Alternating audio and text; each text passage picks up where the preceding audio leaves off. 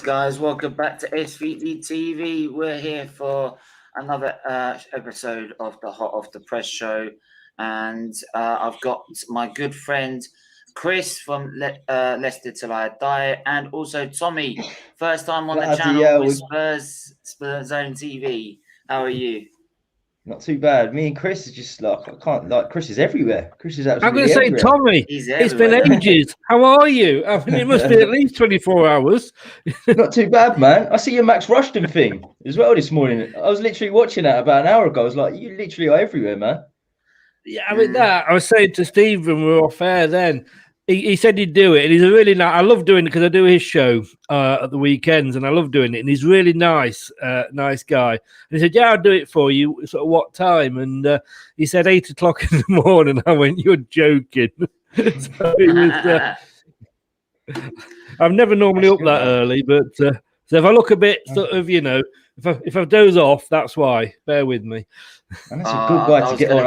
Start hitting these like minus 11. Well, he's soccer AM for many years, wasn't he? He was soccer AM. I remember that. Yeah, he's a big Ellen Chamberlain. Anyway, we're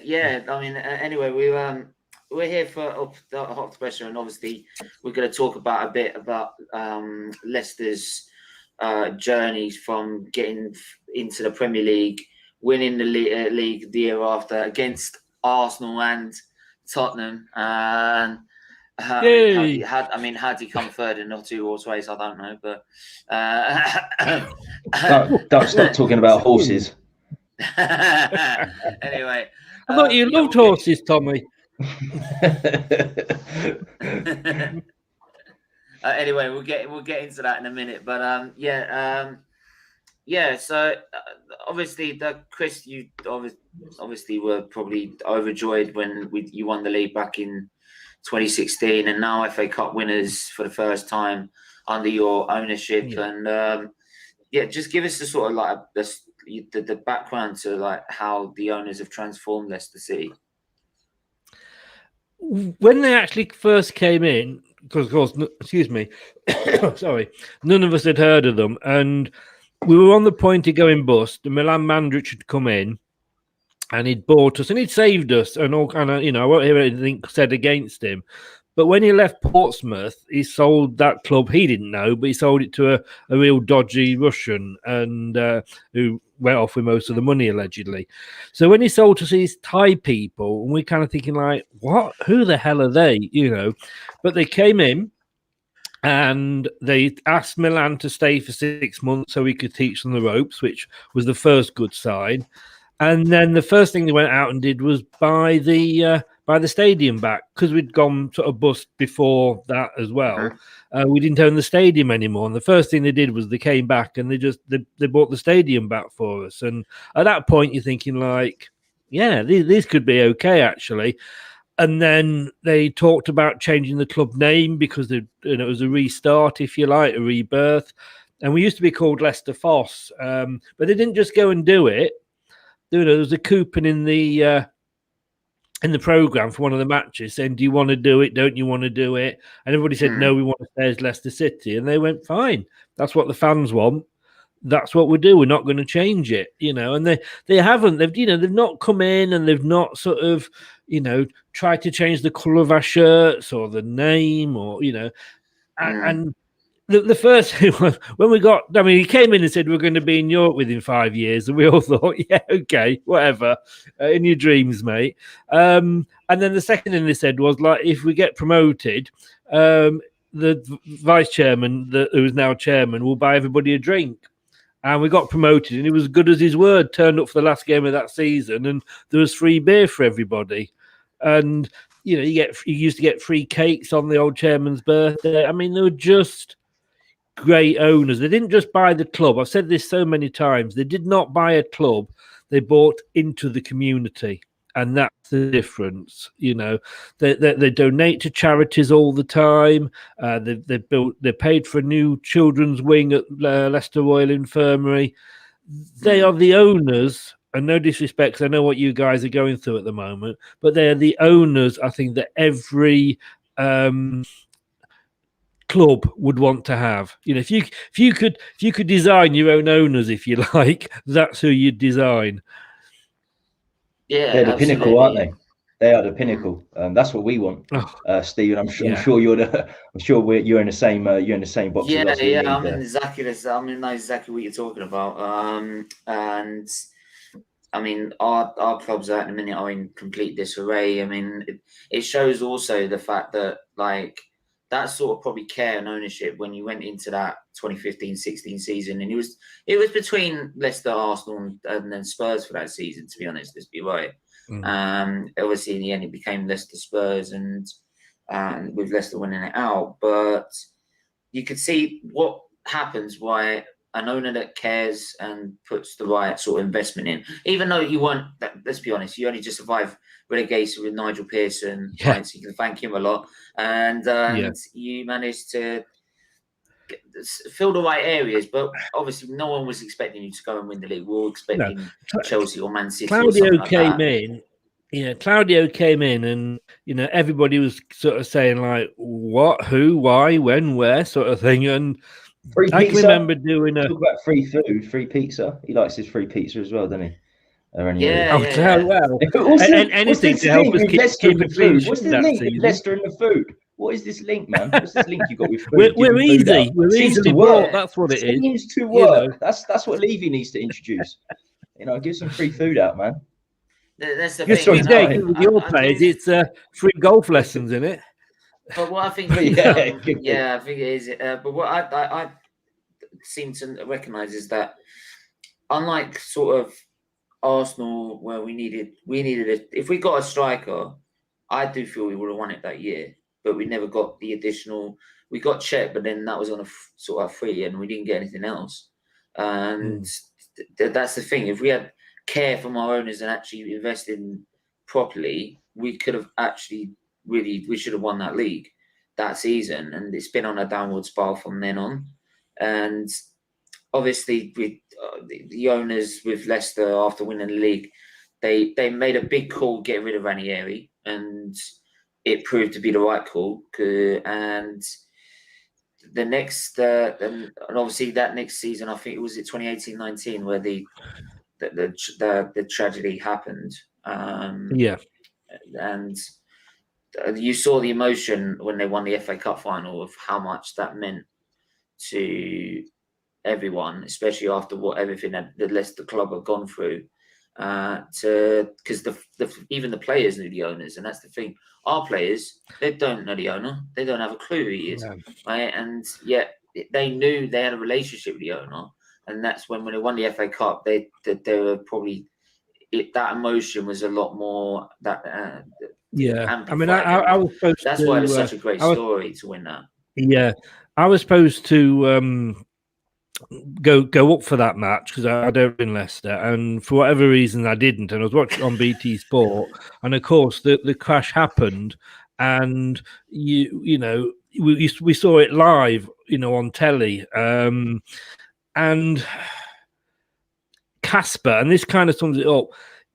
To Kasper, Vichai was like another father figure, and literally Kasper had to be held back from running into the flames to try and get him out. Kasper, if he hadn't been held back by security, would have run into those flames. And when you look at him on after the FA Cup, as me and my son, begging Top to come down and enjoy it with the players, and in the end, Kasper actually physically went up and dragged him down onto the pitch. And like Ian Wright said, he's jealous of what we've got as a club. And it's true. It is just, when we were in the Champions League, the chairman was in the crowd having drinks outside the ground. It wasn't, you just didn't. Yeah, I can't speak. Captain, I can't speak highly enough. Kasper's a proper captain. We were talking about it a little bit last night, weren't we, Chris, on the preview? That I prefer to have a captain out on the pitch. Certainly not goalkeeper or striker. Somewhere in the centre there, centre mid or centre back, traditionally. But when you've got a captain like that, you can't not give him the captain's armband, can you? I mean, that's incredible. That's real leadership, isn't it? I mean, you can because for us as a captain, we've got no sort of the only real leader you could say who puts like a leadership sort of performance in is maybe Kieran Tierney. We're the right? exact same. People saying he's only 23. I said, yeah, but if he's leading by example with what he's doing, then if you're leading by example, then it doesn't matter how young you are, you're good enough. So I think Adams was very young when I think when he got the captain's armband as well. So I think you've got two sorts of captains. Yeah, that's just about you've got two sorts of captains, haven't you? You know, you've got the David Beckham lead by example. You know, in that game where we beat Greece and qualified for the World Cup, he was the only player that was putting the effort in, but he doesn't go out and shout. And then you get the Roy Keane sort of captain, which you could argue that they don't work these days. I mean, Casper, any goalkeeper worth his salt should have control of that 6-yard box. I mean, that box in front of the goal is the goalkeeper's responsibility. The captain, he has a bit of responsibility, but how can a goal? And I love Casper to bits, obviously, but how can a goalkeeping captain sort of control what's going on in the other half of the pitch? He can't. So I agree. He could be a club captain, and of course, Wes Morgan's retiring now, so we're going to need a club captain. So he may get made up to club captain, and then we have somebody else sort of on the pitch, which I have a feeling, I'd love it to be Johnny Evans. I think he's got the experience to do it, but I have a feeling it could be Tielemans. Really? He's still, what is he, 24, 25? Another player we missed out on, Tielemans. Rodgers has called him his general on the pitch, so yeah. And he's quiet. He doesn't yell and shout. He goes about it, like I say, again, more by example. But I wouldn't be surprised if it wasn't Tielemans. Personally, for me, I'd love Evans because of his experience. But hey, I wouldn't argue with Tielemans as captain. But that lead by example thing. We had the lead by example thing. You're talking about returning. We had that with Ledley King for many years. And that's probably, we talk about Ledley King and we talk about Ryan Mason being in charge. Just turn it to Spurs a little bit. And a lot of people were shocked that Ledley King didn't actually take over. Because obviously he's there. He's in the under 23s, the same as Mason. So people were shocked. People were shocked when it was Mason over Ledley King and even Chris Powell. He's been there for, he's been I wouldn't say successful manager, but he's been a manager for the last 10 years. So he managed Charlton Athletic for a couple of years, didn't he? Let's face it, Ryan Mason's out of his depth there. He's completely out of his depth, and he's just there until the end of the season, until you get someone proper in. I mean, and we'll talk about just captains now before we just move on to that managers and that question there that Mel's put in, and we'll get to that. Is that your captain is Harry Kane at a minute? Lloris. He's not staying anymore. It's actually Lloris. That's which is weird. And that's the problem. I mean, with Spurs in a minute is that if you have to sell Harry Kane and maybe a couple of others because of the way it's gone, will Levy be willing to put his hand in his pocket to get a good enough replacement? That's the question. Yeah, no, it's as simple as that. I mean, it's not just if there's a good enough replacement. It's like, who are the replacements out there, and why would they want to come to us? I mean, we've been. If you look around the Premier League alone, you got what? I don't know, Callum Wilson, Danny Ings. We're not going to really attract a better class of player than that. A lot of people are talking about Calvert-Lewin. Would you take Danny Ings? Because I wouldn't mind turning Danny Ings, to be honest. As a backup, we were talking about backup. His injury record shocking as well. I mean, a lot of Spurs fans were talking about whether he would be good enough for backup Christmas time, and now we're talking about having him in the first team. Don't get me wrong; he's a good player. He's got a bit of everything, but his injury record is shocking. And with Harry Kane, we need a number 9 and a number 10. It's well publicised that he's the top assister in the Premier League, not just with Spurs, and the top goal scorer, which is incredible. He's actually adapted his game. Under Mourinho's ultra deep style, he's adapted his game. He's had to drop deeper himself. That's why he's got so many assists. We've lost our best number 10 and best number 9 if we do go on to lose him in the summer. How you replace that is I don't know. And as I said, there's not many. Someone trying to supply Son as well, because that combination is like chemistry. Incredible. I mean, they've beat all this. We talk about stats again. I don't like to overdo stats, but when it comes to goals and assists, you can't overlook them, and their partnership is, as you say, is absolutely incredible. So it's going to be a tough, very, very tough summer for Spurs, that's for sure. I mean, going into this weekend, I mean, there's a possibility that either Everton, ourselves, and ourselves and Tottenham could end up in this UEFA Conference League, and it's like a battle between the three of us. Like we don't it's like the three of us trying to say, "No, you have it. No, you have it. No, you have it." Because like I don't want to be in it. I don't know about you, but I don't want to be in it at all. No. Who will end up seventh? This is at 18 votes. I mean, can I just say before you go on to that? Can I just say something? And that is the difference, I think, between the likes of Tottenham and Spurs, who, and I'm not going to go at you here, but you still think you're too good for this Europa Conference League. I mean, yeah, okay, it's the third, whatever, but clubs like Leicester, if we were in the Europa Conference League, we'd grasp it. Wolves would, Leeds would. And yet you two guys are sat there going, "Oh, we don't want the Europa Conference League." Almost we were in the Champions League final. We were in the Champions League final less than 2 years ago. I think that's what it comes down to. And if you go back 30 years, Bolton won the first divion. I mean, that was then. This is now, and you've got to cut your cloth accordingly. That, Chris, I hear what you're saying. I get that. Yeah, but I think it does come across. I'm not going to dig at you guys, but it comes across a bit arrogant. I understand that. I understand that, and my actual personal feeling is that it's not just the fact I don't want to be in a Conference League, right? It's the fact that if I think Arsenal are going to be able to be better next season in the league, I don't think we need to be in a European competition at the moment. It's right because Arteta is struggling. He struggled all the way through this year to be able to do Europa League and the Conference League and the Premier League. So if we're going to be in European competition next season, the way he manages his squad, I think we're going to struggle even more just that next season. So I'd rather just not be in it. Let him focus on the league. Let him focus on the domestic cups. Right? If he's going to ever try and rectify and prove to be good enough, because at the minute he's not been able to be able to manage both competitions. So my personal feeling is, for Arsenal's sake, it's probably better we just step away from European football at the minute, because the manager's not good enough. Players don't seem to be good enough either, though they should be.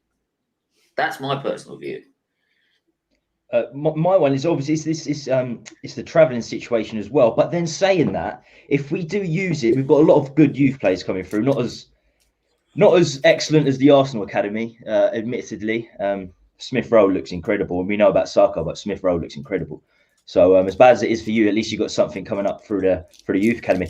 We could, if we were to use it. Is Arteta uses him like Gabriel Martinelli or something. Well, hopefully he won't be there very long. Well, for you, I want him to stay there as long as possible, Arteta. But hopefully for you, he won't be there. He won't be there too long. We're both linked with Sarri. Actually, we're both heavily linked with Sarri. In fact, you're more linked with him now. Arteta looks like he's on his at the end of his reign, or it's a bit. I don't know about Arteta. I really don't. Do you think it's coming? Do you think his sacking is impending? No, I don't think it is. I don't think it is, to be honest. I mean, I did a quick poll on it like last night, and who will end up in that Conference League next season? And 11% tied on Everton or Tottenham. And a lot of people were saying Arsenal will end up in it, and a lot of people were saying because West Ham could be dragged into this as well if they don't win their game. But I hope so. Like there's a situation as well that Arsenal could end. Arsenal could end up. It doesn't really matter to me now. Right? I'm not really bothered. This season's been crap, but we could end up above Spurs for like the first time in about 5 years, something like that. We were 10 points clear of you. We were 10 points clear before the North London derby. We were 10 points clear. And that's not the first time you've been that many points clear of North before North London derby Emirates, and you bowled it. It's going to be. I love the fact that Yeah, I love the fact that I'm watching fans of two of the supposedly big six arguing about their highlight of their season is finishing above each other. Yeah, I know. It gets that bad. I mean, also, but Leicester are in a tricky situation now. Yeah. I mean, you're now in fifth. You need Liverpool to drop points, and they're playing Crystal Palace. And they're playing at Anfield, so you might have an opportunity. Then Teke's former club, he seems to be scoring a lot recently. So, maybe there's something there. Typically, the Arsenal scores. And it's always last game as well. I mean, I think last game as well. So yeah, it could end. If Liverpool drop, all it needs is Liverpool to drop, even draw a game, draw this game, and you to win. That's all you need to do. I didn't watch the Liverpool Burnley game the other night. I mean, I know Liverpool won it, but apparently up to Liverpool scoring the first game, Burnley were very, very close to going 1 or even 2-0 up. We need to match Liverpool's score. So if Liverpool win, we need to win. And I must admit, it's then going to be down to goal difference. And I don't know, you said you watched Max's Rushton's video with me this morning, Tommy. He actually said that he could easily see us putting 4 or 5 past Tottenham if we get 1. Yeah. So with our centre backs, that's very, very likely with our centre backs. Yeah, well, I'm grasping at straws somewhat here, but again, yeah, because you've got a goal difference of 20, and they've got 24. Yeah, 24. I mean, there was a thing on Talk Sport last night on the Sports Bar, and Andy Goldstein said, "Are Leicester City bottlers?" Because for the last 2 seasons, we've been in the top 4 for like 90%, 95% of the season. We've been the only club in the top 4 all season. 37 games in, we drop out to 5th. Yeah, that's mad. The word I would use is not bottlers. I would use disappointed, because at the end of the day, when you look at our season, win the FA Cup, 5th for the second year running, Europa League for the second year running. For Leicester, yeah, that's success. That's fantastic. I mean, to win the FA Cup, and as we said, the timeline was, you had Man United. Yeah, I mean, Man United did do the best to help beat Chelsea. But yeah, it's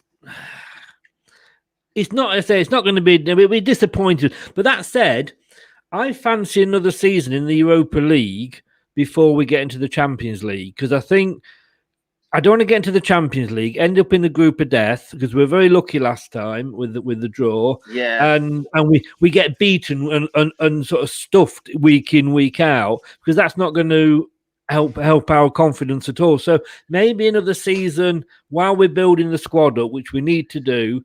Maybe another season in the Europa League isn't the worst thing that could happen to us. Yeah, that's a great point. I mean, I think as well as that. I mean, just moving on to managers now. He's had to come back. Sorry about that, folks. Storm. That's right. Storm. That's right. Storm's just the right end. Yeah, we sent it up from us. We had it this morning. Oh, really? Yeah. I would say is that I'll go back to that question that was first asked, Nuno to Spurs. What would you say? Yeah, Miss Molina asked this. I want to. Yeah, I just want to say thanks to Miss Molina. She come on last night as well. She supports all the as many YouTube channels as she can. The Nuno thing came out this morning. He's gonna leave by mutual consent at the end of the season. Now the thing with that is, I've done a Wolves preview on Friday for the first Wolves game. He's leaving. Yeah, by mutual consent or something, isn't he? Wow. Yeah, he's leaving. Yeah, he's gone. Oh, you wasn't aware of that? I think it only broke maybe 2 hours ago. So only broke 2 hours ago. That's probably why I didn't know. So, but he's leaving at the end of the season. And funny enough, I've done a preview to the Wolves Spurs game on Friday night. I've done that, and I was with a Wolves fan there, and he was like, the fan base. I couldn't believe it. It was like the fan base of 50-50 on wanting Di Santo to go or stay, and he was like, but over the last month or so, it's probably turned 70-30 on him leaving, something like that. I was shocked. Because one of the main topics of that stream was should Spurs be looking at him? I couldn't believe it. I mean, they finished seventh, not second. They finished seventh on their first 2 seasons back in the Premier League. This is only their 3rd season back. I thought they'd been here for like 4 years, Wolves. They've fit in so well, but this season obviously they're struggling without Jimenez. And the football's become very negative. I'm hearing from the Wolves fans, similar to Jose, the football's become very, very negative. They've been very struggling this season. No? They've been struggling, and it's gone negative. So I think that's they've sort of lost their way a little bit. But without Jimenez, they've got very little depth in that squad. They've got very little depth. Yeah. Their first 11's good, but their depth is really bad. Apparently, they haven't signed a centre back since they come into the Premier League. They haven't signed a centre back, which is crazy when they play 3 centre backs. When they play 3 centre backs and they haven't signed a centre back. But Tommy, do you think that's like fan pressure, though? I mean, what Nuno has done for Wolves, it's a bit like what Pearson did for Leicester. I mean, he has turned that club round. Like you said, he got them to the quarterfinals of a European competition in his second season in the Premier League. You have one bad season, and if you're again Wolves, come on, wake up, smell the tea, coffee, whatever you want to smell. You're 12th in the Premier League. That is for you is not a bad season, because if you think that you deserve to be higher than 12th, you're living in cloud cuckoo land. You had one good season. Burnley, going back a few seasons, got into the Europa League. They finished 7th. It's a one-off. We might not finish top 5. We might have had a couple of good seasons, and that's it.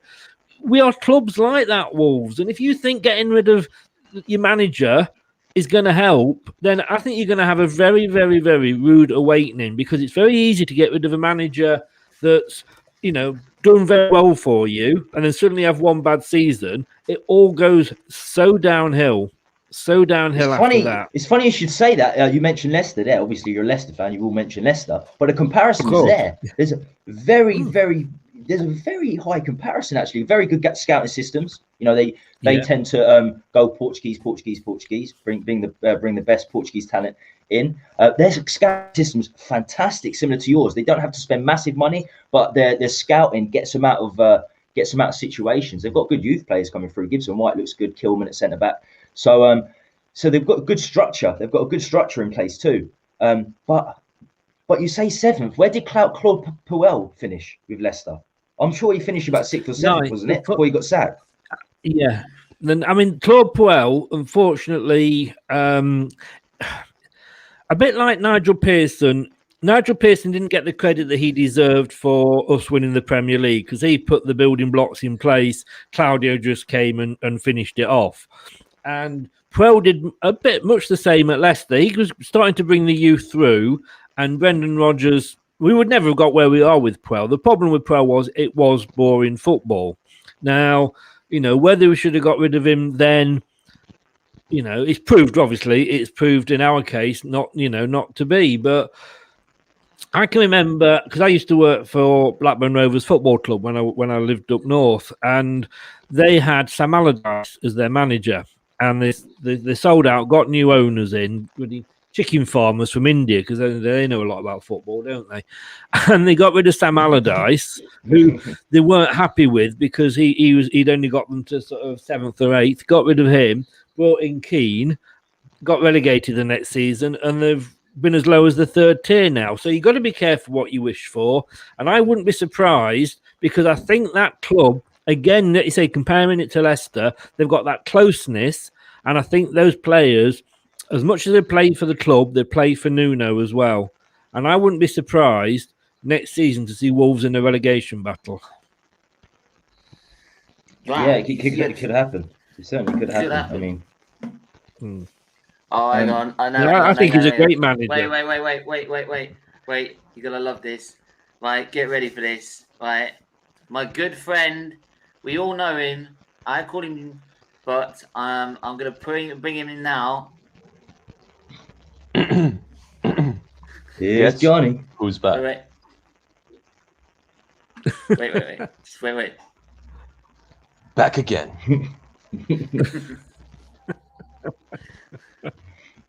Jesus is back.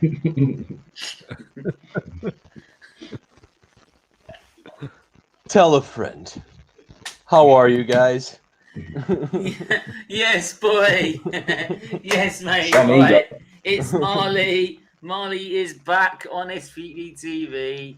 Right. How are you? Jesus Nice to meet is you, back. gentlemen. How you doing, mate? I'm good. I'm good. How are you? Yeah, Not man. that great I'm as a clipping Spurs that. fan, but you know. Yeah, we were just going on about I think it was about Wolves, weren't we? About the fact that Nuno's leaving and Similar trajectory, I think. That's what I was trying to get at. You know, Claude Puel, I think he finished 7th, didn't he? And the following season he got sacked.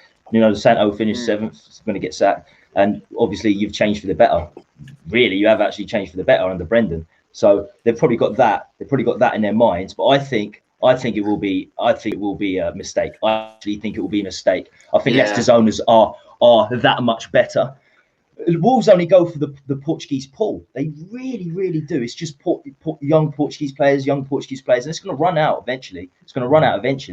And it's like with Benfica. Wenger. Remember Wenger used to pick up all the French talent. And eventually, that all died a death. He tried to do it the same again. Even though Portugal has a lot of talent, France has like 4 times more talent. Like it's way more possible to make a team like entirely of French players. And they're just across the channel, aren't they? So it's a lot easier to scout. I get what you mean. Yeah. Well, sorry, I just got here, so I'm. Who do you support? You guys were Who do you before. support? First of all, I don't even know who you support. Who do you support? I'm an Arsenal fan. Unfortunately. Oh, here we go. All the gooners are coming in now. It's going to be 4 on. It's going to be they couldn't handle it, Tommy. They couldn't handle two of the fans. This is almost a full house at the Emirates, isn't it? 2 Arsenal fans. Nah, me and Marley have our generous debates, mainly on Arteta. We haven't for a while though. I gotta say though, Leicester is most likely the team that I respect the most in the Prem though. I'm I don't support them, but I'm a big fan of Leicester's. And but I'm sorry, what were you guys saying exactly? Like who's going where that you guys were talking about? We started off talking about Leicester and how they've come from to the Premier League, managed to win the Premier League. Obviously, what happened with their owner, and then their rise back up to win the FA Cup this year. So sort of their journey in the Premier League so far. Yeah. And also the debate about this weekend's football, because obviously Tottenham playing Leicester, we're playing Brighton, and it's this fight for the Conference League place. So this general. So depressing. Yeah, it is a bit. Yeah. But this just sort of general background to this weekend's fixtures. Got it. Well, first of all, I just want to say we know who the bigger team is between Leicester and Tottenham, right? Like it's made even clearer now that Leicester won another title. Well, you could chuck your team into the mix, and it's at the bottom there. You chuck your team into the mix, and it's at the bottom. We won the FA Cup we won the FA Cup before they did, like right before it. No, but the whole point in winning trophies is to potentially win the Premier League, because that's the big one, and you've been nowhere near. I'm not saying we don't suck. I'm not saying. Do you mean that trophy, Tommy? There. We did win the Premier League, exactly. We are but don't get me wrong. God awful. I'm not saying anything to defend myself against that. We would take 2 of your FA Cups for all the top 4s that we've had in the last 5-6 years. That's for sure. And you've had 3 in the last 5 years, 3 in the last 6 years FA Cups. So did you get a trophy for that, Tommy? No, you don't get trophies for top 4, unfortunately. But this is the thing. I have this fight amongst our own fans, amongst our own streamers, more than anything. Top 4 is not a title. Top 4 is not a title. It's not. You're not gonna in 20 years. You're not gonna tell your grandkids about we got to the top 4 in 16, 17, and 17, 18. But you get to the top 4 so you can attract a better class of player so that you can win trophies, especially the Premier League, because the Premier League is the be-all and end-all. That's why I want to finish in the top 4, not because it's a trophy in itself. Now, we've never really battled for the title within the season where Leicester won it. You could possibly say the season after with the battle of the Brats, all that situation. But you need to have that transition from top 4, bring in the best players, then eventually win the Premier League title. 38-game marathon in the best league in the world. That's a trophy worth winning. That's what it's all about. But yeah, now we're absolutely nowhere near that. And Leicester, the way Leicester are run is just magnificent. I think Arsenal fans can agree with that. We can both agree with that. We're, our chairman, our owners are just ruining the club at the moment. That's the thing, because our owner I remember when our owner said he wants to win the league like the Leicester model, and I'm like, you do know that was like once in a lifetime. That's not going to happen with the likes of City and the likes of Chelsea at the helm, right? And or even then, like the reason Leicester managed to do it is because their owner was there and he cared. He's got football men be able to run the football club. You've got businessmen to make profit, right? That's the difference. So that's why you're never going to do it under the Leicester model, right? Until you get your ass in this country and actually watch the club. And you don't. So you don't even know when we play. So I think he knows more about the Colorado Rapids more than like in terms of soccer or whatever they want to call it. Right? Instead of Arsenal Football Club, right? Which is a scandal, especially since we're a lot bigger than Colorado Rapids. Let's be honest. I didn't know he actually owned them. When talking about Leicester, I mean, of course, that title was really impressive, but that's not the most impressive part for me, because that was sort of an off year, right? Like Arsenal finished second, Tottenham was the other one. Like clearly, like the clubs, the usual suspects to win, they weren't anywhere near. Like they weren't doing well. But the fact that they were playing in the championship a couple years before, and now they've established themselves as always fighting for Champions League spots. That's the marvelous thing for me. That's really, really cool. Of course, titles are important. Tommy can probably say that, right? Like they're relevant, they're missed. I'm sorry, man. I'm acting like I'm your friend already. My bad. 13 years. 13 years. I know. Because he's from Brazil and he doesn't know much about Tottenham. He can be very, very friendly about it. Like, he doesn't know much about like that sort of the rivalry. I do remember. I will be honest. Like when I was about 5, and this is before I knew about the North London rivalry and everything. Yeah. A friend of ours who is a Tottenham fan, big Tottenham fan in the local pub that my dad knew. He arranged like a special trip out to go to White Hart Lane and watch Blackburn back in 2001, something like that. We had Teddy, obviously go meet the players afterwards, like Teddy Sheringham and all that. Right? And we met, I think Martin Peters as well outside the ground. The ground was completely empty, and they were like, "Oh, well, who do you support?" Arsenal. And like a 5-year-old, they're like, "Whoa!" Like you're glad the stadium's not full. I had no clue, but. Yeah, I mean, like you said, like the titles be on end all, and I mean, like I don't know if Tony remembers the last time they won a title, but February vicious. Sorry. What was it? We deserve it. Do you know what? 2008? We deserve it now. We deserve it. We absolutely deserve it. We deserve everything we get, especially with the protests on the weekend. Oh my god. They were non-existent. The good thing about it was so depressing. Shows. If it helps, I'll join you. Do you know Nipan? Do you know Nipan from Rich Sport? He was there. I remember spotting him. Nipan. There were more opposition fans. There were more opposition fans, and there probably were Spurs fans. It was that bad. Yeah, do you know what winds me? No, but do you know what winds me up? And it's funny and everything. But do you know what winds me up is that people, they have a go, like say at Nippon or other fans because they've gone to their rivals and protested. I don't care. I'd travel to Manchester. I'd then travel to Liverpool. I'd then travel to if Chelsea wanted to protest against their owners because of what's gone on, I'd do that as well. Even if Man City decided like that was unforgivable, I would go to all their rivals because these owners, what they're trying to do is destroy football. So, and I'm sorry, that's where everyone in football as a fan should be protesting against them. Right? It's not, it goes above rivalry here. So definitely. That's why I said, I made my comment on your channel and I said, I would go to you for it. If I was not shielding, not just Arsenal, I'd go to White Hart Lane. Right? I'd go there in a freaking Arsenal shirt and on the freaking protest against it. Right? And when people have a go at us, and I'm like, well, no, because they're trying to destroy football. This goes above it, right? I'm sorry. And if they can't understand that, well, you're deluded.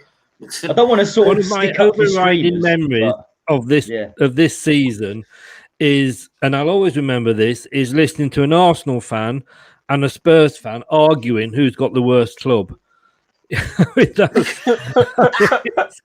of come down to it. I mean, I'm sorry, and I'm not gloating because it's all new to us. It wasn't that long ago, like you say, we were sort of in the third tier, but to listen to you, sort of it does make me chuckle. I'm not going to deny that. By the way, if you're an Arsenal my fan channel with watching us 500 right now, subs is still more successful. if you're an Arsenal fan watching right now, I was trying not to laugh, but since you mentioned it, yeah, the fact that Arsenal's still owned by Stan Kroenke is Miss Melina's fault. There were rumors yesterday that Arsenal was gonna get purchased. Yeah, she was jinxing it. She was like sending messages to everyone. Arsenal's getting sold. Arsenal's getting sold. She jinxed Chris Paul quite easily came on last night and told that guy talks absolute crap. Like, he talks absolute out of his ass. So, CP? Do me a favor. Yeah, CP. He came on and found out that this guy that we all got this tweet from talked complete bollocks. Because it was then from that it then became Ronaldo's coming back to Man United, and there were a couple of players mentioning it. Oh yeah, I heard about that. It actually isn't really true, but you never know. Right, he has to find somewhere for a Champions League club because if Juventus don't qualify for Champions League on the weekend, then he's out. He's going to have to find somewhere else because of the sponsors, the financial reasons behind it for him personally, rather than just the football club. And if that happened, where would you think he'll go? Just out of curiosity. I think he's going to United. And I honestly, mate, like yesterday, I got really frustrated, not because Ronaldo's seemingly going to United, but because Arsenal's not getting bought. That's it. Like, I know Ronaldo's awesome. I'm not saying, he's not the same. He's not even going to score goals for United. No, I'm not crazy. It's Cristiano Ronaldo. He's going to put in some numbers there.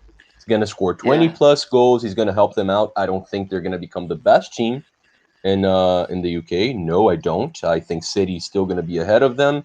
Chelsea's most likely still going to be ahead of them. And if they fix their house, even Liverpool maybe. But it's going to be in the Champions League. It's probably going to be cool for the league, mate. It's going to be cool. I mean, it's going to further the distance between United and Arsenal even more.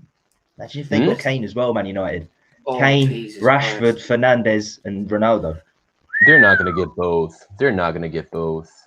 I don't. Well, Man United got unlimited money. The thing is, I don't see Pep going for a 28-year-old. I just don't see. He just doesn't go that way, does he? No. Pep? He doesn't really go that way. But then Kane is absolutely unique. We just talked about the assists and goals. He's a very, very once in a generation striker. So he could change his philosophy just for that. I suppose. The problem is, I find with Kane is that it always gets around about February and then he has that injury.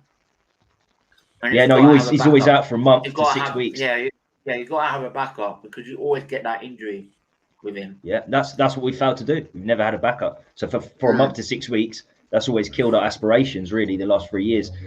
Any aspirations we've had in the league, it's always killed us because our backup's just not been good. Where's Charles? Where's Charles? You remember Charles in the chat? Marley? Charles? Yes, Maganese. Maganese. Yeah. He was like an Arsenal fan he was a Tottenham fan that came on my show and was going on about a quadruple. Then it went to a treble. Then it went to a double, and I haven't seen him since. He's disappeared. Before vanishing, he kept saying he was going to finish ahead of us. Maybe not even that's gonna. That would make me laugh. That would make. I don't think he'd ever come back again. So Carlos Vinicius never worked out, right? No, because he was giving it the big one about like how Vinicius scored a hat trick against Marine. 4, I think it was 4 against Marine, but still, yeah, his goal-to-game ratio is magnificent because of that Marine game, basically. There's nothing much to talk about. There's nothing much to talk about there. No, he's a strong boy. He's a big boy up front. He's a good in terms of physicality. He's a good player to have on the bench because he doesn't necessarily rely on pace. That's the sort of backup you need if you're going to be playing 5-6 games in the Premier League a season. If you rely on pace, you're just not going to have that fitness, are you? You need to be like a big boy. Yeah. So for that reason, he was good, but he's so young. He's so young. If we're going to go for like a big guy like that, I wouldn't mind having an experienced striker like a Giroud or Zeko. Our only decent backup striker, and the only decent striker we've signed since Adebayor, way after Arsenal had him, is Llorente. For that very reason. 32 years old, knew his game. And backup, that's what you need. We need an older, experienced backup. Well, now we're going to need 2 strikers by the looks of it. So it's going to this summer. It's so the last 48 hours seeing Kane's body language after that game, and we had lip syncs. We had lip syncs saying a lip sync expert saying that I've had enough of Daniel Levy. He was talking to the crowd. I'm out of there. And all the interviews he's done recently. You mean lip reading expert, right? Yeah, lip reading. Yeah, lip syncing expert is someone that's an expert at lip syncing. Oh, cool. You play an Ariana song, and I'm like, yeah, man. Yeah, that's not. I was completely off the ticket there. But yeah, I mean, again, Marley. Honestly, that's what he was. Yeah, that's what he was getting at. Just move on. It's just I look at your face and I think of her, but it's just like, just let it slide. Just We can't. It's this summer's going to be so difficult for us. It's going to be the worst summer.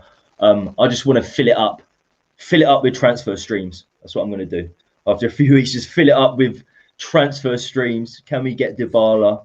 Apparently, both him for Dybala as well. I'd love Dybala if we lost Kane. Who'd be a great signing. Yeah, he'd be awesome. I'm not too worried. I do about 2 or 3 because obviously you can't really trust most sources. I mean, I found out last night as well, but I do about 2 or 3, and I'm more gonna just like I'm taking a break. I'm doing F1. I'm chilled. Euros. We've got the Euros as well. We've got the Euros. We've got a very good chance. As well. We've got a very good chance. I can't believe that kicks off 3 weeks Sunday. That kicks off. It's so soon. It's not far away at all. Is anybody bothered for the Euros? I don't know, but I'll be doing live watch-alongs for that. I'll be doing watch-alongs for it. Going to be a lot of competition. Until we get to the quarters of the semis, I will be avoiding the just Euros. Think about it. Let me have a look at the Euro. I'm sorry. Sorry if I'm borrowing this, Charlie, but I'm gonna. So Chris, no Euro streaming, nothing until the quarters. You say?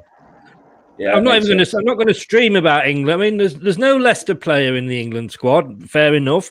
It's up to Gareth Southgate. So why? I just can't get excited about England because if you can't beat, it's like all these qualification groups. If England can't get out of these qualification groups, we don't deserve to have a national football team.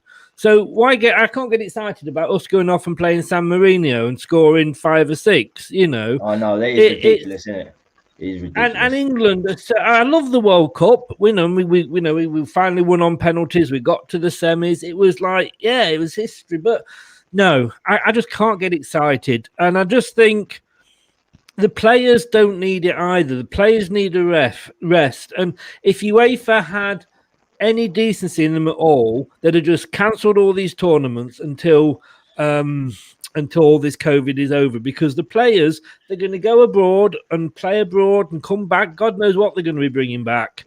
And it's just, we had that with Soyuncu. He went over and played for Turkey, got a positive test. We missed him for 2 games.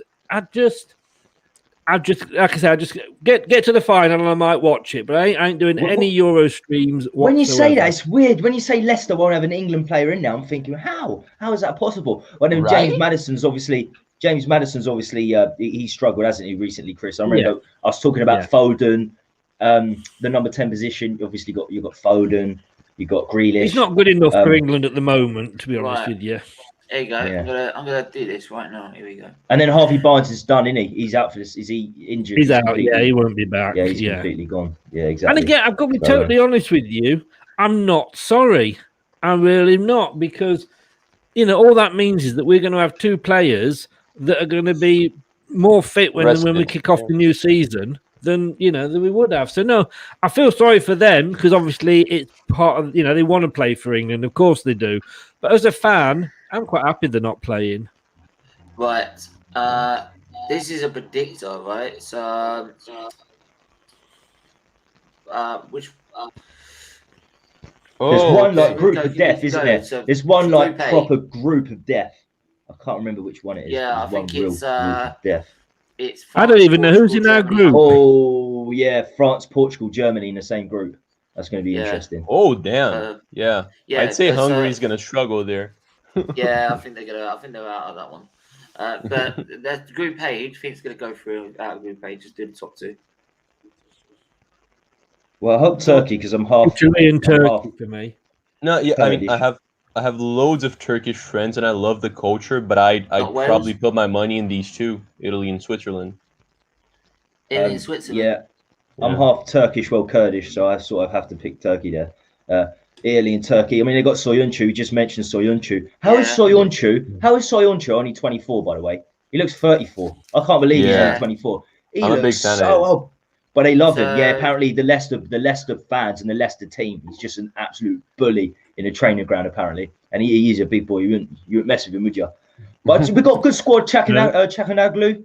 Chakanoglu. There's some good players there. So who we're picking out of Switzerland and Turkey? Which one?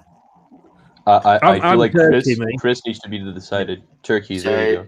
Turkey, I'm Turkey. Yeah, Turkey. Okay. Then Group B. We've completely discounted Wales, by the way. We got to the semis in 2016. So got Ramsey, got Bale still. Bale still, but yeah, I'd say they're third. I think Turkey might be too strong, but yeah, Group B. And Belgium first, as it is at the moment. I think there, Belgium and Denmark. Yeah, I think so. Yeah, Belgium and Denmark. Yeah. Okay, Group C. Maybe Netherlands and Austria. Yeah, Austria got some really good youngsters coming through, haven't they? They've got some really top youngsters coming through. Don't know much about. See, the thing is, don't know much about Russia or Ukraine. Really don't know much about Russia or Ukraine. Yeah. Sometimes they just pop up, and you've got some almost world-class talent just springs from, especially Russia. So we got Croatia in our group, for God's sake. Yeah, and Czech Republic with that should be as it stands there. England top, Croatia second. They'll two go through. Scotland come bottom. Croatia nowhere near as strong as they used to be. They're still Modric is still like Ronaldo for Portugal. Modric is still playing. So he's a good guy to have in the centre there. He still hasn't retired, so he'll be there. Czech Republic, they've got Souček. As long as Scotland come bottom. But they got Vidra up front as well. I think Czech Republic striker is still Vidra. So I can see England going suffering to go through this group, man. Mainly because Southgate is almost as big of an idiot as Chichi is. But bigger an idiot as Arteta is. The problem is Scotland. I don't want to get into that. The problem is Scotland is Scotland's two best players are left backs. That's the problem with Scotland. Yeah. Robertson and Turney are by far their best two best players. So oh yeah. Group E. Who are we going for? Spain and Sweden, or Spain and Poland too. Yeah, I mean Spain and Sweden. It's between Poland and Sweden. That's a difficult one, isn't it? Yeah, I'd pick Poland actually. I'd probably go Poland. Yeah, I mean, just edge. They got Lewandowski, exactly. I think they got Lewandowski. They got Zuliski from Napoli, who's pretty good. I think they've always got a strong back four. So I would probably, if I was betting man, I'd have Poland there. Then Group F. I mean, France is going through, right? I think France and Portugal there. Yeah, I think Germany are on top form at the moment. I know Portugal are the defending champions, but I can see them going out. I really can see Portugal going out. I mean, of course, they have France and Germany there, but yeah, I mean, France is going through. That's all I know. But those two, Portugal going out though. Their strength in depth is incredible, France, isn't it? Their strength in depth, the centre backs they're leaving out are just crazy. So many centre backs. Strikers they've got to leave out as well. I mean, yeah, and. But you sure Portugal go out? Because I don't think so. No, it's sorry, what's your name? Marley. So many Marley, Charlie. Sorry, man. There's so many people I do streams with. As All Marley good. says, Call him like, Marley. I think We know France too many Charlies. certainly. We call him Marley now. I would think France would go for it. And it'll be either Portugal or Germany, to be perfectly honest. So Portugal or Germany, which one? Champions. I don't know. You boys decide. All right, Marley, what are you going for? Between now Portugal and Germany. France and Portugal. Okay, Chris. Yeah, same France and Portugal for me. Yeah, I'll go France and Portugal as well. Okay, so third place breast teams. Germany's a given. Oh, of course, yeah. We got this situation, Got haven't to we? pick 4 of these. Oh, God. Ukraine. We got to pick 4. Yeah, Ukraine, I'd say. Is one. Wait. Okay. No, Ukraine. Well, the Switzerland's got to be one of them. I swear to God. Yeah, I think Switzerland's good, man. They're always really good defensively. Sweden. They have a great captain. Yeah. Who? Granit Xhaka. I was kidding, mate. I was kidding. Jeez. Who was? Sweden. Sweden. I'm not sure about I really that. don't rate Sweden. I don't think they've got anyone there. Sweden. I think they're really weak. Sweden Czech Republic. at the moment. You know what? Because I'm feeling a little ignorant, I'm just gonna put my money on Russia because they're bigger. Yeah, I would put Russia or Ukraine in there. I think the Central European team would probably get in there, so I'd put Russia or Ukraine in there. Okay, so we'll continue on to the knockout stage. So Belgium, Switzerland, would say Belgium. Yeah. Yeah. Mm-hmm. Yeah. Italy, Austria, would say Italy. Yeah. Yeah. France, Ukraine, will say France. France. Yeah. Croatia, Poland. That's a tough. That's a good game. There's always Poland. a shock. There's always a shock. There's always a sort of team that makes it further than you'd imagine. There's always one team. It could be Poland. I'd say Poland will get through on that one. Me too. Yeah. They have got some real quality players. Spain, Russia. Spain. Yeah. Oh God, Portugal. Fucking hell. Portugal, dude. We're at home. Portugal. We're at home. We'll do it. So what? Well, Portugal. Euro 96 we we're at home. got Southgate in charge. Half the true Portuguese team plays in England. They're at home too. I suppose, yeah. At Wolves. Yeah. They all play in the Midlands, don't they? So yes, Portugal. I put my money in them. Yeah. Oh fuck. Spain, Portugal. That lasted. Spain, Portugal. That'd be a big one. Netherlands, Germany. It's a great game. You know what? Netherlands. You sure? No, not whatsoever. Well, Van Dijk will probably be back. Yeah. Yeah, they got some. They got some good though? boys. I want to know who's their main striker. Like, I'm trying to think. Oh, who's their main striker in the Netherlands side? Marlon Depay, maybe one of the two. Marlon Depay. Yeah, I mean he's a winger, but obviously if they need him as a striker, he's more than good enough. He scores enough goals. I mean, to play as a striker. both of them play in both positions. Yeah, exactly. I think the problem with Holland is their striker. I mean, I think they had Ryan Babel there in 2018 or something. That's how that's how much they were struggling. As long as it's not Vincent Janssen, I think they'll be all right. But you got to go with Germany. I would say you got to go Germany. Yeah, I mean it's the most logical answer. Yeah. Right, Turkey, Denmark. Yeah, I'm struggling here because Turkey you've got Soyuncu and Denmark you got Schmeichel. Ericsson. I do like the Danish team. I do like the Danish team. Ericsson as well. Just won the Serie A, Scudetto. Yeah. This is very, very tricky. Very tricky. Whoever wins are definitely going out in the next round. So I think whoever wins will certainly going out in the next round. I was actually just sending a message. I can't believe I've come back and you've put Germany going past the Netherlands. Yeah. I think Germany are a spent force at the moment.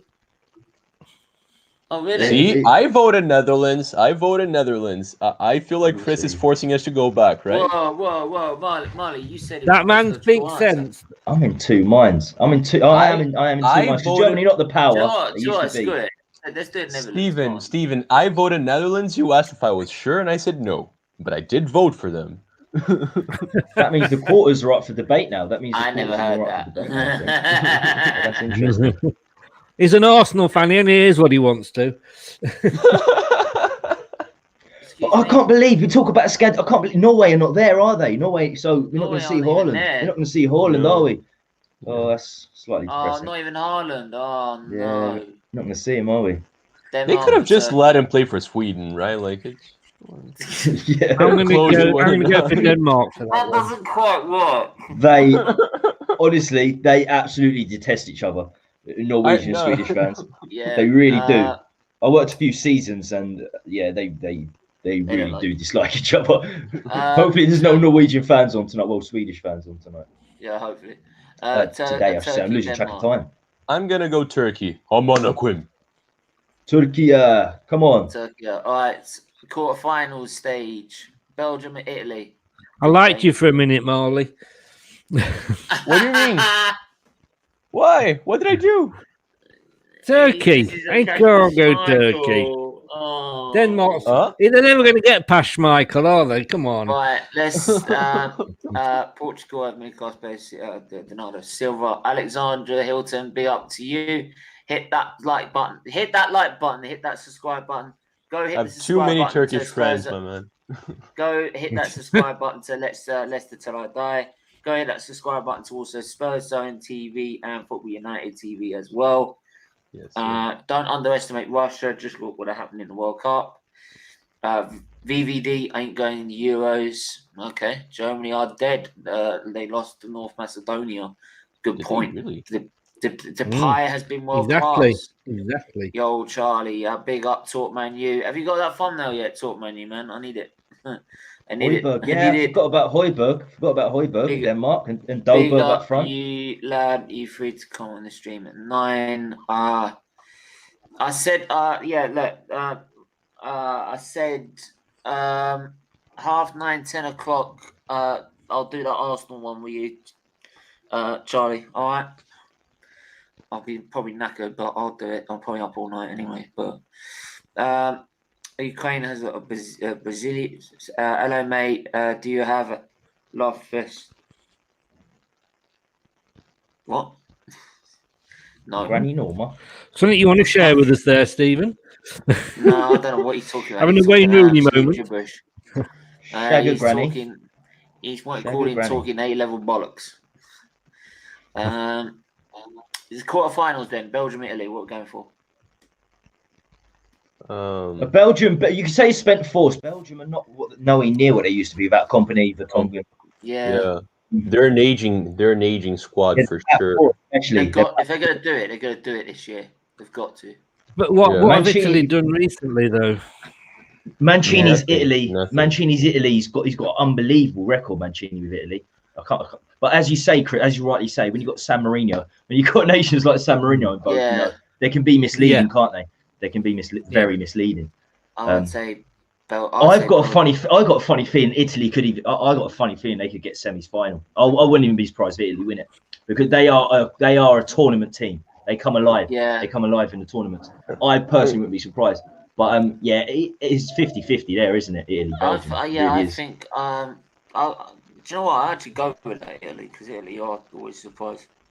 It's one of those games, right? Like, there's no wrong answer. I feel like Belgium's going to go through, but Italy's one of the two biggest European football countries. And, like, when you're talking about national teams, they're immense. Exactly. They can always win. Can I just say, Belgium, you've got Tillemans, you've got Pratt, and you've got Castagna. And De Bruyne. Yeah. So let's just put Belgium through. I think so. You forgot about De Bruyne and Lukaku. Yeah, I forgot about De Bruyne and Lukaku. Yeah, somehow. Lukaku, exactly. You can't leave them out. France, Poland. France. As Alexander Hilton rightly puts. De Bruyne and Lukaku. Yeah. But Toby's nothing, so don't worry about Toby. Charlie thoughts on Brazilians playing in Ukraine. Like the Brazilian players that play for the Ukrainian national team, I think that's pretty cool, man. There are Brazilians everywhere because there's so many of us, and the Brazilian national team is usually hard to reach. You know, those guys that play for Ukraine, they would have never made the Brazilian national team. So I think it's pretty cool. See, and if they're not there in a football pitch, they're all on YouTube. So is this Ronaldo's last kind of international hurrah? I'd say it's Ronaldo's last time. Must be. So I reckon he's really going to want to go out on a bang, isn't he? Hang on, we've got the World Cup next season. Yeah, and he's coming to Man United.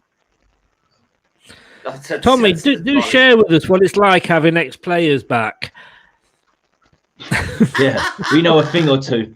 We know a thing or two, don't we? We know a thing or two. Yeah, how's it like to get an ex-player back to play golf? Yeah, we was talking about this earlier. And we were like, what about when Harry Kane's 38 and we've gone 10 years of not signing a replacement? Will he come back? I wouldn't be surprised. Yeah. Probably with this scouting system, in the 10 years between him being 28 and 38, we've got rid of all our probably won't sign a decent striker in that time. That's probably why we're getting crap. We've not seen. Can you imagine Kane as a veteran? Oh, God. Can you add hip injuries to all of his list already? He's a man that doesn't rely on pace, though. That's the thing. That's why it's so. Let's get this because I need to. We do team of the week. Yeah, Spain on that. Oh no, sorry, Portugal for me. Portugal or Spain? Yeah, I just want to ask. Well. I just want to ask one question, Marley. About the Copa. You got Copa America going on, haven't you? I mean, what's it like? I mean, what do they make of it? Is it a prestigious tournament? Is it a really prestigious tournament? Do they see it as a big deal? It is a prestigious tournament, mate. But then again, like 10 to 12 clubs compete in it, so it's definitely not as important as the Euros are. Oh, okay. It's not something like Brazil's not even the biggest winner. I think Argentina and Uruguay have more than us. Bloody hell! Because our focus is usually. Yeah, I just wanted to know. I just wanted to know what it's coming from, like from an actual South American supporter. Yeah, it is big though. It is big. Like I remember a couple of Argentina and Brazil finals. They were just like, it was lit. It was a lot of fun. It was a lot of fun. But it's not like we don't have qualifiers because we don't have enough countries to do that. So it's definitely not as massive as the Euros. Fair enough. Makes sense. Yeah, Spain, Portugal. Then who we're saying Portugal or Spain? I'd say Portugal. Portugal for me. Yeah, I'll go with that. Sorry, one. There you go. Netherlands, Turkey. I'd say Netherlands, to be honest. Yeah. Chuck Netherlands in there. That'd be a cracking final. Yeah, we got semi-finals of Belgium, France, Portugal, Netherlands. Good fight. That looks good. Yeah. I should say. Yeah. So I'd say. Damn it, France is gonna win it, isn't it? I think Belgium could beat France. No, they can't. I go Belgium. With that, Alexander Hilton, Messi, Hazard, Lukaku, De Bruyne. I would go Belgium. I think that would be a brilliant final, actually. Belgium-France. I think that would be a brilliant final. Yeah, and then Portugal for the final, or Netherlands. That's a semi-final. Yeah. I was getting a bit confused there. But no, that was the semi. So this is for the final now. Portugal or Netherlands. Portugal or Netherlands. I'd say Netherlands. It'd be huge if it was. What's Belgium's defense nowadays? What does it look like? Yeah, that's because Company, Vertonghen, Alderweireld, they're all. Who's that Celtic boy? There's a Celtic boy. He used to play for Celtic and Man City. He's first team. I can't remember his name, but he plays there. I think he's first team now. And he's a bit of a disaster waiting to happen. So as you said, I think their backline's the biggest problem. And Castagna is going to play right back, I'd imagine. That's the thing. Like they're playing against the likes of Mbappe, against Coman, against they have so much talent. Martial. Boyata, that's it. Boyata. I really don't see how Belgium's going to go through France.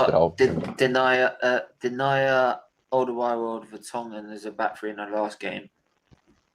With Toby is useless. They've got Dendoncker, Chadley, Tillemans, Castagne, Martins, De Bruyne. Will Pratt make it in there? I don't know. Pratt's on the bench. So is Benteke. Michi Batshuayi is on the bench. Januzaj. Pratt is very underrated. He plays for us, and to be honest with you, he doesn't get enough chances. It's only his first season, isn't it? It's only his first season, isn't it? Pratt. No, I like Pratt, but I just feel like this Belgium.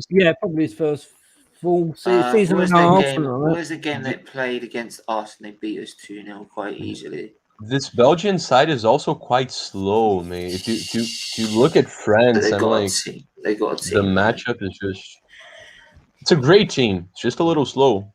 Yeah, you're talking about France, man. That might be the fastest national team in Europe. So it's I don't know.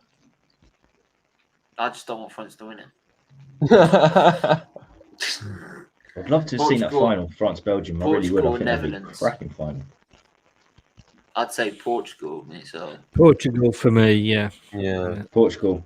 I love the Netherlands. I've always had a soft spot for the Netherlands. Yeah, but I can't stand Portugal. I can't stand Portugal. Oh, she's got Renee in here, but she's probably at work. But she probably disagree with us. She's Netherlands, but and then Belgium, Portugal. Fuck it, I want to go someone different. Let's say Belgium win it. I want to go someone different. I don't want Portugal winning it. Not after they try to get Rooney sent off in the competition. It's very rare. Portugal, the sort of team that could go out in the group stage. They really could go out in the group stage. Oh, wow. Yeah, they have Germany and France. Guys, did you know Sam Allardyce is leaving West Brom? Yeah. Is it me? I've only just seen it. Yeah, he was leaving. Have they really just announced that? Have they really only just announced that? Jesus. My God. Well, I mean, it's obviously he was going to, but it is official now, and I've Everyone knew that was coming. It's funny when you pointed out that Blackburn, that he managed. I just completely forgot he managed Blackburn. He's managed so many clubs, hasn't he? Yeah, Blackburn, Bolton, Newcastle for about 2 months as well. Everton, Newcastle, England. He did a game for England for about 2 weeks. Yeah, record, most successful. Most successful England manager of all time. Yeah. You can tell how misty his stats aren't. Just look at the percentage. He's got 100% record. I do a lot of shows with some American guys, a lot of big American Spurs fans, a lot of big American football fans in general. It's unbelievable fan base. It's growing fast in there, man. Oh, it's huge. Really We've got so many brilliant streamers. We've got so many brilliant American streamers in the Spurs fan base. Hell of a lot. And but the problem is, the problem I find are the stats. Sometimes it's stats with them.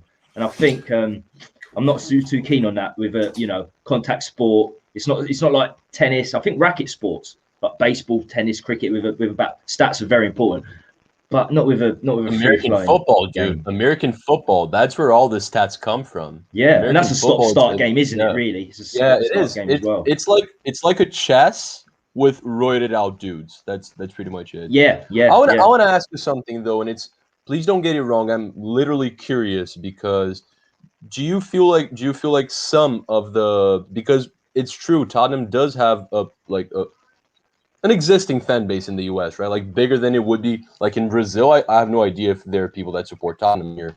Apparently, it's Argentina as well. Argentina is a big because of Pochettino. That brings me to okay. So because of the Argentine boys, do you feel like in the US mainly there can be a religious component to it for the identification? Religious? Yeah. What in terms of the Jewish aspect? Yes. The Jewish aspect. I've never really thought about that, to be honest with you. I've never really thought about that. But one of the guys I do a lot of it with, Brian Daigle. He's brilliant. He's absolutely brilliant. He's a Jewish guy, so that could be. Yeah, that could. Yeah, I've never really thought about that, but that could be a large part. We have got huge fan base over there. Because it's a very proud religion as well, right? And I have a writing partner. He's from Connecticut. He's Jewish, and he doesn't follow football too much. But I did tell him that there is a team like strongly identified with a Jewish religion, and he immediately said, "Okay, that's my team.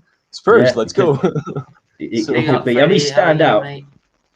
We stand out with having a ridiculous name. I mean, hang on. I was just going to say is that you should get in contact with him because we used to have Nuri before he had to go back to work. He was a Bayern fan, but he follows Tottenham because I think his uncle said he's followed Tottenham, but Bayern's his main team. And we used to do like a North London banter show where, because me and him over to Insta, we could quite literally call this like every name under the sun and get away with it. Like, because we were literally, Marley's seen some of the messages I send him. Right? It's just like we rip into each other. Oh, you're a wanker, this, that, and all the other, and like to absolutely go at each other about Arsenal and Tottenham. And I just said, like, do you want to turn this into a show? And we just turned it into a show, and until he's gone back. And now he's gone back to work. It's not quite the same. You can't. We got to do something. We definitely got to do something. Yeah, like that. I mean, it's one of those. I could have done it with him because I know I can say all those things, knowing that we ain't taking it personally. We're just like. Yeah. Chris can be the host. He can be neutral. Chris can be the host. 3 on 3. Yeah, Chris can be the show, and we just go. Fight. Yeah, just like that'd be interesting. Like, and I'll happily say, because that's the thing. I don't mind doing that with anyone. It's just as long as they know I'm not personally attacking them or anything like that. I mean, yeah, I was thinking about that, and as Chris rightly said earlier, I mean, who's worse? Who's more shite, basically? Yeah, who's more shite? Because we're in that situation right now. That's the topic. North London banter show is who's worse. Yeah, that's the title. That's the title on the thumbnail and on the description, isn't it? You know, Marley, can I ask you a question? Shite, North London. Of course. Yeah, we can make that work, and you could bring other like guests, like because I've been looking for, like we were. Ask me anything you want. Because that North London banter, we were trying to bring an Arsenal guest on and bring on and then a Tottenham guest on next week. Right, so but it did quite materialise. But I've been bantered so much this year that it's not going to affect me. Really, it's not going to. Chris wants to ask a question, I've been bantered guys. for the last 17, so I'm not bothered. Yeah. when we stop this London loving, we'll get a question in. anyway, quickly go through. Are you American, Marley? Nah, I'm from Brazil. Actually, I'm from Brazil. Brazil. I dislike West Ham fans more. Actually, I've always disliked West Ham fans. I couldn't understand why an American was calling things football. Guys, I'm gonna have to go now. I have to go as well. Unfortunately, I have to go as well. I was just about to say that. I have to get cracking. I have to get cracking. Yeah. I've got stream later. I had to go about 15 minutes ago, but I've hung on. Hey, cool. Marley, nice. I wanted to see you won the Euros. I wanted to see you won the Euros. It was really nice to meet both of you guys. Really nice to meet both. Yeah, cheers. I think I sub to you, Marley, but if not, I'll go and sub to you now. And yeah, I'll definitely do the same. Stephen, thanks a lot, mate. Yeah, no worries, mate. Yeah, thanks for having me on. I've got to go. Take care, guys. In a bit, Chris. Stay safe. Hope you lose, Tommy, on Sunday. Of course, man. Of course. We're not even talking about it, did we? Didn't really mention that. We could be back on here having a good debate about it. That's it. Cheers, guys. Take care. Cheers, guys. See you later, Chris. I just want to announce before I go. I got like a tier list thing happening, similar to what you've done with the World Cup thing there on the share screen. I love that sort of stuff. So I'm going to be doing a tier list later. I'm going to be looking for multiple fans from different clubs, and it's just going to basically be the 20 clubs and whether they've overachieved, underachieved, or basically achieved what they should have before the season started. I know we've got one game to go, but overall, I'm going to look at that on the tier list. So I'm going to be doing that at like 10 p.m., 11 p.m. tonight. So if people want to join me for that, that'd be fantastic. And get subbing to this channel. When I'm not doing something on my channel, I'm watching this one. Got so much great stuff on here. I wish I was an F1 fan. I mean, I'll watch the races, but that's it. But certainly come here if you like F1. This season, it's going to be close as hell. I'll tell you that. Yeah, certainly come on here if you like F1. So sub away. We're getting so many people here that literally go really in depth into it. It's unique. So it's good. It's unique to have that football and F1. It's really, really unique. So sub to Stephen. If you head over to Spurs Zone TV, hit me up with a little sub. That'd be fantastic. This season's nearly to an end now, and I'm over the moon because I hit 500 subs not long ago. So yeah, keep them subs coming in. Definitely. And yeah, pleasure to be part of it again. Cheers, boys. Cheers, mate. Nice to meet you. Man. Nice one. In a bit, man. Right, we're going to quickly go through this tier list, and we this team middle starting with egg side of the week, and then we're going to wrap it up. Right, so goalkeeper for this weekend. This is for weekend's results. Steven. Go on. It's good to be back, buddy.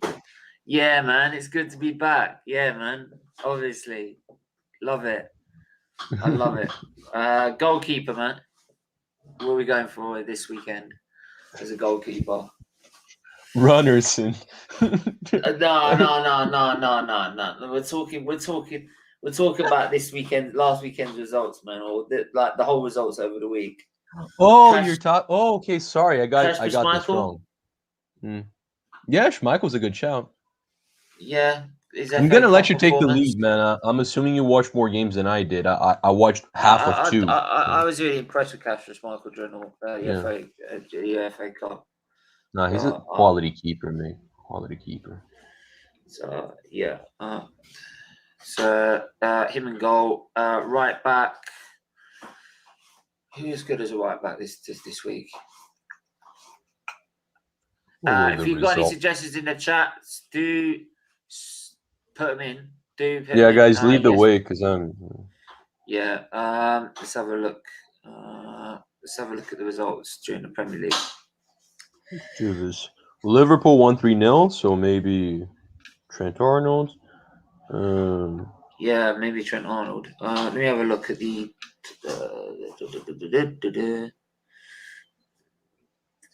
Hang on. Timeline. Yeah, it's Trent Alexander-Arnold scored. Put the assist for a cross. For then that makes sense. It's only obvious then. Gave him a good assist. It was from a corner, but it was a great assist, great ball in. Mm-hmm. So since we're a bit lost on it, I'm gonna put Trent. Right, he's been missing out of there for a while. Anyway, it's left back. Yo, Kieran Tierney played a really good game. That's I didn't watch the full game though. He was decent. He wasn't up there. Lowton played a good game.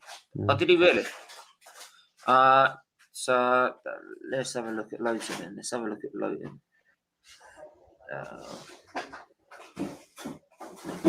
But they lost 3-0 though. It's tough to put a team. Yeah, they lost 3-0 though. That's difficult to say though.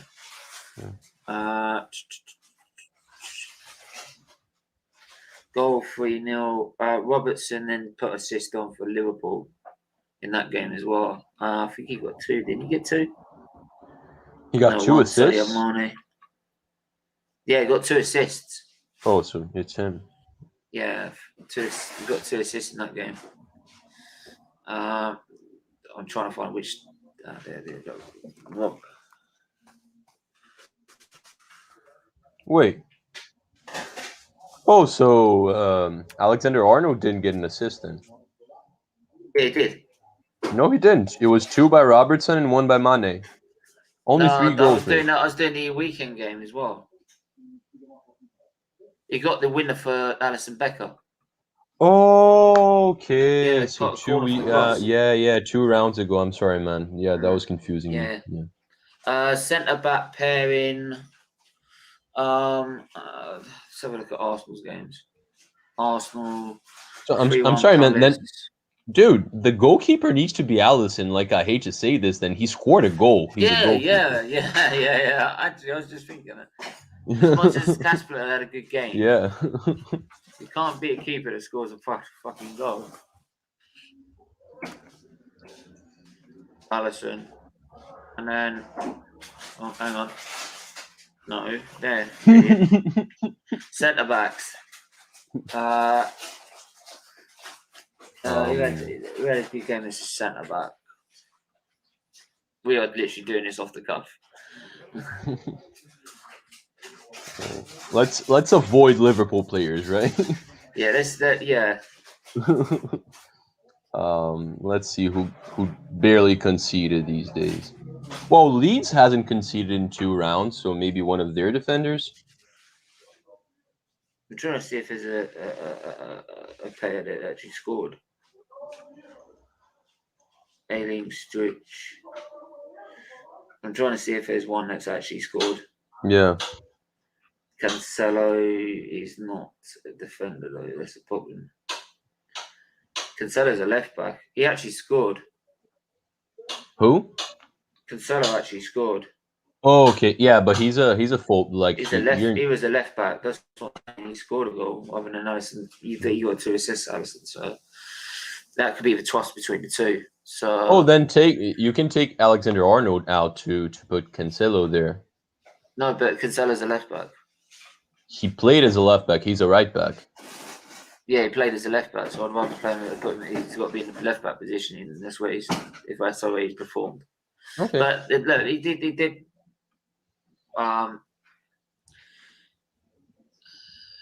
Any Leeds fans out there? Who's the better defender from these past 2 games? Because I think Leeds might have been the only team that didn't concede any goals the last 2 rounds. Tottenham didn't concede any goals against Wolves. Against Wolves, but they got conceded twice against Villa. The only team that didn't concede for 2 rounds straight is Leeds. Yes, I'd say. Yeah, we'll look at their lineup because their lineup's weird. Yeah, they have Llorente, Ayling, and one more guy as their defenders. Strujic. Gabriel had a decent game, didn't he, against Chelsea? He did. He played against Chelsea. So I'd say him against and Ayling. All right, Ayling's he's a Hale End product, isn't he? Ayling, I'm not sure about that. I think he is. Is he? Okay. Yeah. We're gonna go him, and then we're gonna go Ayling.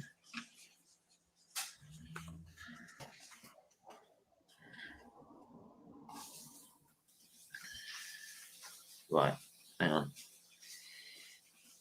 Right, said Højbjerg's got to be in there because he scored against Wolves. Stephen, you put Gabriel on the right. Oh my god, I'll swap it in a minute. Shut up. Still miss me, dude? No. Not yet, anyway.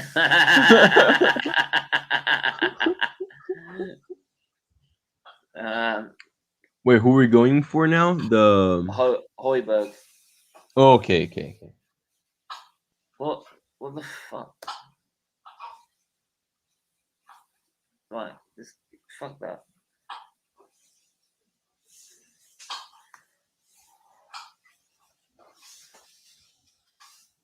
Højbjerg, there you go. He's got to be in there. Who else played well as a CDM? I'm trying to take a look here. Kante had a good game against City in the league, but Kante had a good game. Kante had a good game against City in the league, though. In the league, Man City, Ferran Torres plays right wing. Put Ferran Torres. I'm going to put Ferran Torres on the right. He scored a hat-trick against Man City, against Newcastle. So I put him on the right. Yes, mate. Please sub. It raises money for... Yes, our channel raises money for Children's Liver Disease Foundation. Right? You raise money for Children's Liver Disease Foundation while doing Arsenal football and F1 content, right? All the proceeds that we raise, all the money organizations such as you donating for super chats, right? Or watching the adverts. Watching the adverts really helps us raise money. It all goes to Children's Liver Disease Foundation. So doing that, please, would really help the channel out. So please do that. Thank you. That really would help. Ferran Torres goes white wing for me. All day. Okay. They just lost to Brighton, but that's okay. Yeah, but he scored a hat-trick against Newcastle.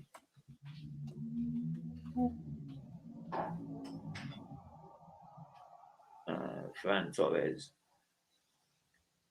Then we're gonna put. Who are we gonna put? I'm looking, dude. I have no clue. I'm looking. I'm just looking for goal scorers more likely, to be honest. Yeah, that's most of what I'm doing too.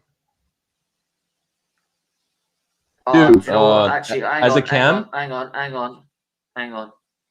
Rudiger's got to go in his defense. Okay. Rudiger's got to go in his defense. Why? Rudiger and Jorginho. No, not Jorginho. I mean, Jorginho's the reason why we beat Chelsea. But there's got to be some Leicester City players in there after that game. That game against the FA Cup game, right? FA Cup result. That's an FA Cup game. Yeah, but it still counts. It's all games. Oh, okay. By the way, man, Cam, that's Willock. Scored two goals last 2 games against City and against whoever in Sheffield. Willock's got to be there, dude. Fuck all, bro. Tillemans and Ndidi. All right.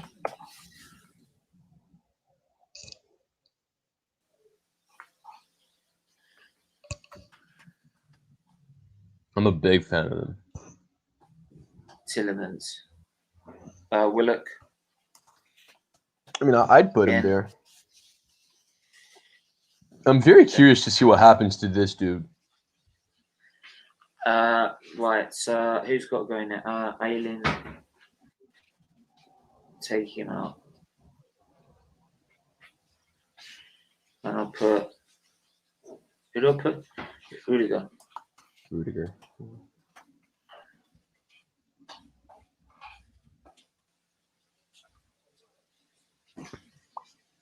So there's that. So left wing. 2 more spots. 2 more spots to find. 2 more spots to find. Pepe has been playing okay. He scored 2 goals last game. Oh, well, yeah. Pepe's got to go in there. Yeah. Pepe's got to go in there. Pepe's got to go in there. After that last game. Put some respect on his name, man. Right. Put some respect on his name.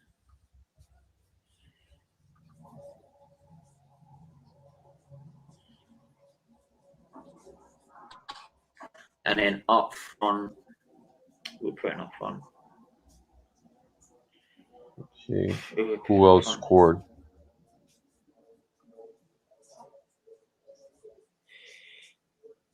Bobby Firmino scored for Liverpool, but I don't think they'd agree.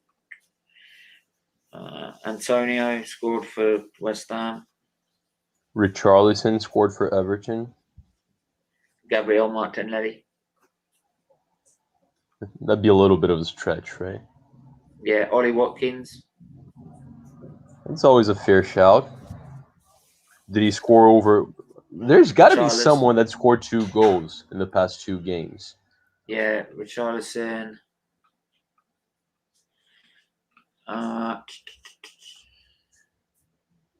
Benrahma.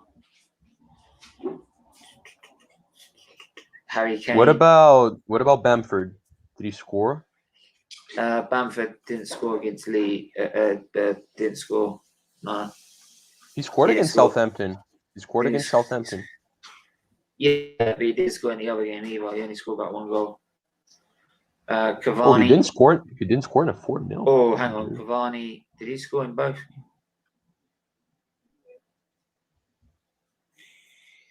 No. I think he did. No. Bobby Firmino's got to go in there. He scored a hat-trick against Man United. Oh, then yeah. He scored, then he scored against... Yeah. So, yeah, Bobby Firmino. Gotta go with Bobby.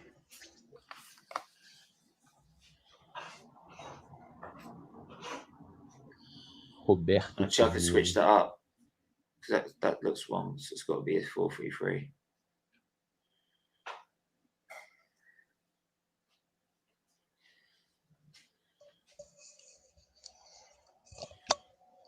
Yes, CDM.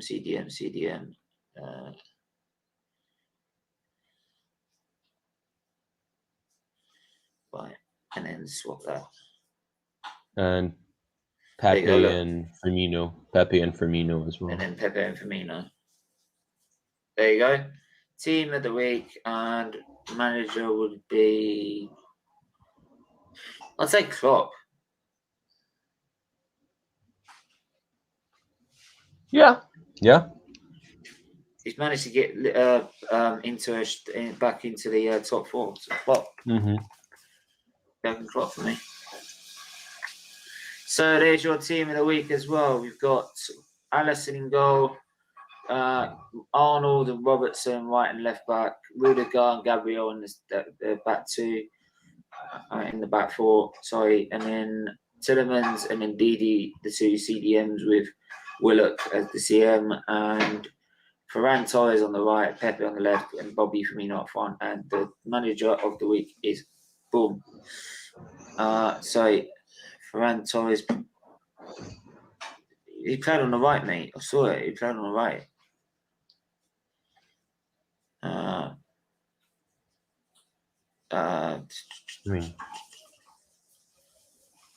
He didn't play it. He didn't. I just saw it. I just saw the lineup. He didn't play on the right. He played on the. No, but he probably watched the game though. He's been talking about. Yeah, but I looked at the lineups and he was on the right. Jesus was in the left, in the centre. All right. So. Charlie, are you telling us that Gabriel Jesus played as a winger and Torres played as a striker? Is that what you're saying? I mean, Gabriel Jesus. Well, yeah, I know you're a City fan. I know that, but I'm looking at the lineups and he was on the right. No, I'm looking at the same thing as you are. It's just that, we always thought he was really stupid for it, but Chichi does like playing Gabriel Jesus as a winger every now and then. Maybe Pep Guardiola started doing this. What? So did he put him during the game as a striker then? And if he did, even if he did, he tore between Bobby Firmino and Ferran Torres.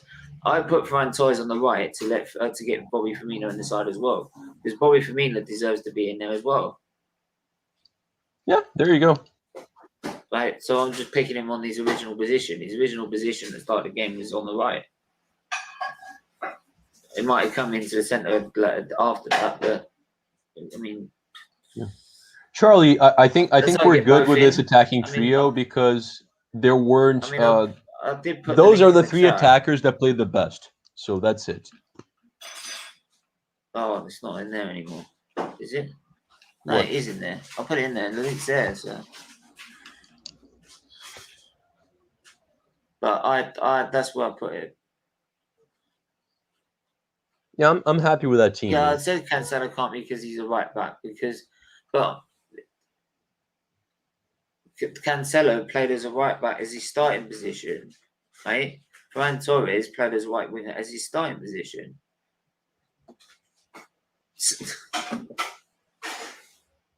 Anyway, that's what I'm happy with the team either way. I mean, that's what I feel is right because look, I looked at it and Cancelo was a left back as the original position, whereas Ferran Torres started as a right winger. Anyway, I'm sure you could do a team of the week maybe another time. Yes, I know he played at left back. It's right. I know he played at left back, Charlie. Right, I did see it. Right, I saw the lineup. He was at left back. That's why I said he can't be on as a right back. Right, because Robertson got 2 assists as a left back. Look, I mean, you can fight either way. So, look, Ferran Torres scored a hat trick. So did Bobby Firmino, and they both deserve to be in the side. Right, Ferran Torres started on the right wing. Bobby Firmino started up front, I believe. I think we move on. This is the team. Yeah, he started up front, so there we are. So I'm comfortable with it. Anyway, we're gonna have to end it there anyway. So, but that's your team of the week. Anything else, Marley, before we wrap up? No, I think I'm good. Just happy to be back, mate. Yeah, absolutely the same, mate. I'd love to have it back. Have you back. And we'll wrap it up there. Do smash a like on the video. Do hit that subscribe button. Go and find out where Marley's at, where you're at. Right? Yeah, find me here because you see me back here in a bunch of streams, but definitely go check Football United TV.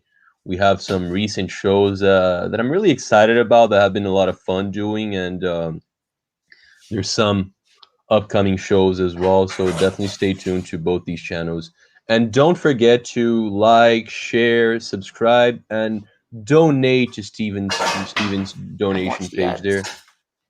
Yeah. That's it. Big That's up it. to everyone. Sorry, I'm late watching you. Arga. It's big channel.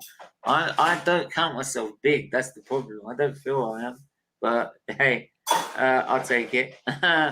Big up to everyone as usual. Don't forget to leave a like if you find me here, Football United TV. Just anywhere that anyone wants us help. And if you do want help, just DM me and I'll see what I can do. But until then, everyone stay safe, stay well, and we'll be back at 6 with the Checker Flag Show. Until then, take care. Bye bye. Ciao.